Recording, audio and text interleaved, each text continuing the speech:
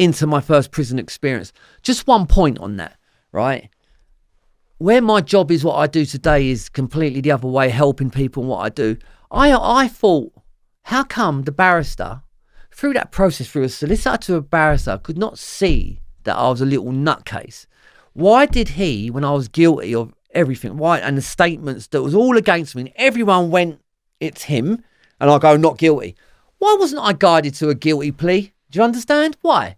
Right, now I do that today, like things like that. I can see that kid is what they've done is not good, but you can see there's a story behind why they went and done that. So who's helping? That's why I had to do what I had to do when it transformed for me. I had to do that.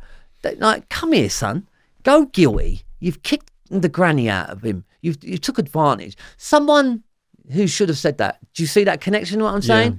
That's needed. And anyway, so I'll go into the prison environment. I was really aggressive. I had to be. I just didn't know anything else.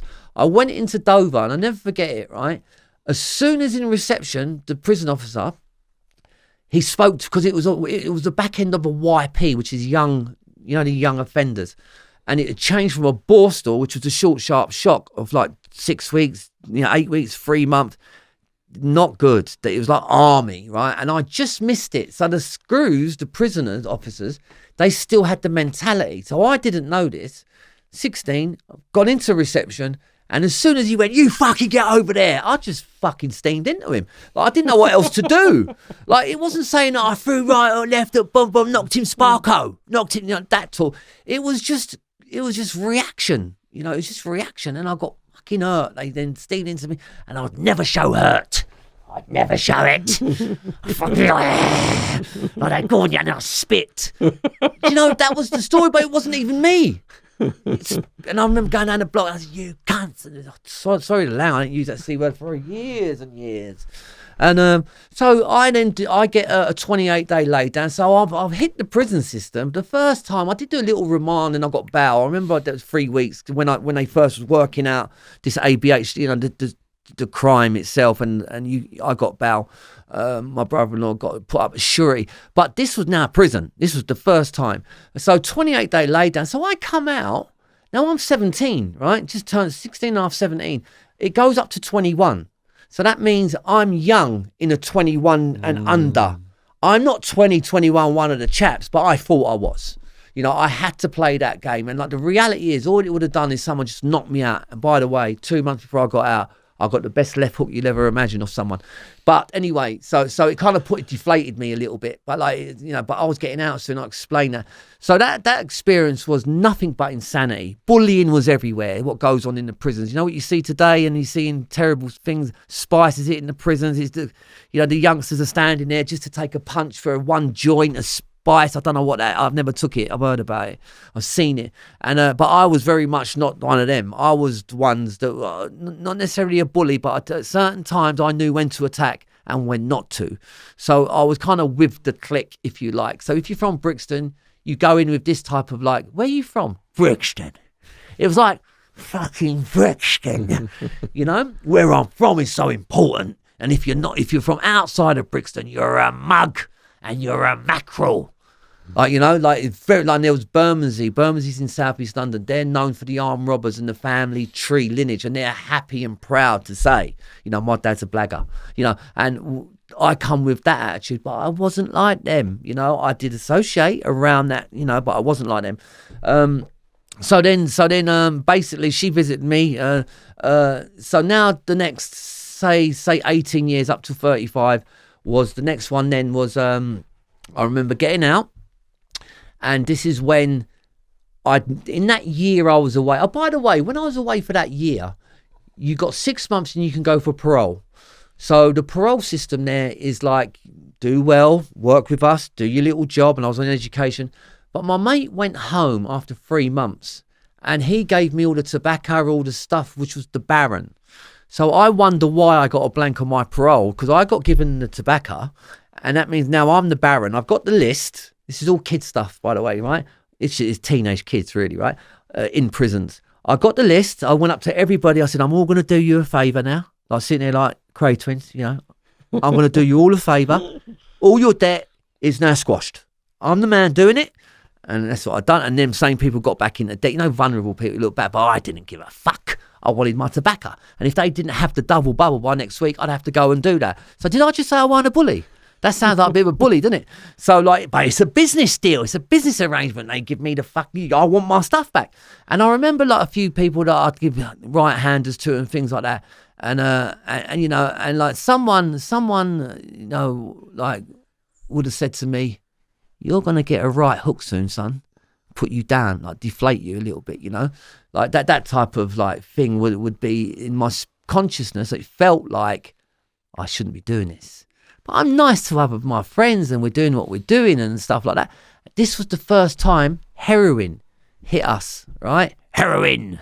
You know, I didn't know it was heroin because we didn't know it was called heroin, right? All the drugs had been taken. I'm in the prison for a year, remember? I'm doing all the tobacco in, Baron. My mum and dad actually come up to see me, which was a weird thing because they were split up. They come up to see me. And I remember on that visit, it was weird, you know, like they're sitting there. They don't really like each other, but they probably felt terrible. Their son in prison. I don't know how they felt and thought. I don't know. But like, I know it weren't good because I was sitting there like that. Fuck, I must have left it for, fuck me, what have we brought up here? The other four ain't like this, you know. It's your fucking fault. You know, but I didn't say that. But I very much like changed in attitude even more. Because now you're around the older boys, your language is getting more, you listen to someone else. So around the black kids, I'd have a little bit of patois. So I could speak a bit of patois, Jamaican patois. But I was mainly Cockney. You know, mainly, where you from, Chad? It was mainly the Cockney dialect, because that's what a lot of it was back then in that prison. And as I say, we grew up naturally with black people. It's just me. I don't even think and look. I don't even want to hear shit about, like, you know, black and white. You know what I'm hearing? And Americans do it a lot. I see it all out there, like, me, go away. It's a waste of my energy, man. You know, we're together as one, even back then.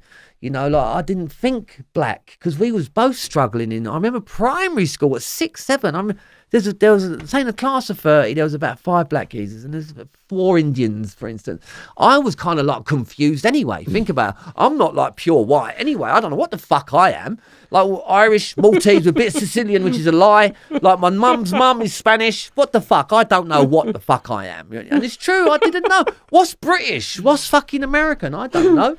So how did you end up getting checked in the jaw? Yeah, with 2 months left to go, like, you know, it was evident that, like, I was due a clump, really. You know, the older boys would have seen to it, but this nutter maniac, like, who's now in Rampton, he lifed off, very crazy, but terror, fucking real fighting man, like real, like he used to beat everyone up, and I knew it was kind of coming, you know. But China was friendly with him, and then one day, just literally, with a couple months to go, it was literally bumping into each other, just going into the TV room. And he said, "Watch the door," like that. My ass, I went, oops, right? I had slippers on. I weren't ready. I knew it was coming because you could see it. And he just dropped to right, like as if you're going to throw right. And he's done an uppercut. Bang. Bang. Took me there. And I kind of didn't fall. Like, I mean, I didn't get knocked out, but took it and then just jumped on him. Like, you know, and then not to hit him, I just fell on him. No, but the instinctual reaction was, I had to get on him. And then others got in the way of it, you know, like, and all that. My ego was deflated. My God. 17, and, you know, thinking the world's like, you know, but I'm not suicidal. I'm homicidal.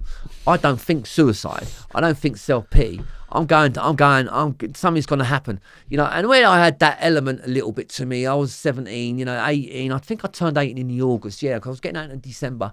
They blanked me for everything, the parole. So now, like, you know, no one's come up to me, us, and tried to nurture us. There was the same old bollocks that, you know, they're treating us not good. Families are not even involved, you know, like with that process of trying to be helpful. And I hated everyone. And, you know, and they got me off the wing, you know, like, I weren't going anywhere, you know, and then they come to get me off the wing because I was threatening him, you know, like, and he was saying, "When the door opens, son, I'm going to hurt you." I knew to shout a little bit harder, like, you know, I want to come out. But so they was aware. I knew what I was doing. The screws, the prison officers was aware. Now, don't get me wrong, I would have done something. I would have got a stick. I would have done anything. But I knew physically he can do me. You know, you just know, right? And they come and got me away. And then the last 8 weeks was really thawing out. It was like sad. Oh, poor me. And, you know, on the verge of getting out. And And then I got out, and my partner, Jacinta, as I said, that was when I went. So I go home, I get home. My dad picks me up for some reason. I remember he's back somewhere. He's popped back in. He dropped me off at Jacinta's. I went to where she was living in Brixton Hill, and she was writing a letter to me. You know, like a sweet little thing when I think of it. And within 2-3 weeks, very early, I'd met a couple people who were speaking about cocaine, crack, because we knew about coke, but I didn't know about crack. Like freebasing. It wasn't that free, it cost a lot of money, but freebasing was the word, the term. They put it in a test tube, like on a soda, wash it up, you know. And what happened, I'll tell you what, in London, what happened in the 80s, about around then, there was the kind of like you know, like the funky hippie type, I don't know, they had some heroin intravenously. We was aware that was about, but then it hit the so-called people who are just all in the area. Like, you know, they was on the edge. They weren't really in the groups in London, and they was just getting their own little thing going, you know, like hippie-tified, and they get their heroin. But all of a sudden, it's like Bobby Kelber got killed. The people that killed him, we knew, you know, he was selling drugs. He was selling drugs when I got out. And me and him were at this age, 4, 5, 6, we used to play with each other. So when I heard he's out and he's selling the gear, the tackle, which was heroin, I just had this. Oh yeah, but in Dover as well, a person brought it in and he gave me a line. I never forget the effects that had on me. It solved the problem. It wasn't the drug, it was the effect of the drug. Heroin give me the ease and comfort that was missing. It's like ready break. They say it's like a ready break. And then ding, I'm getting some more.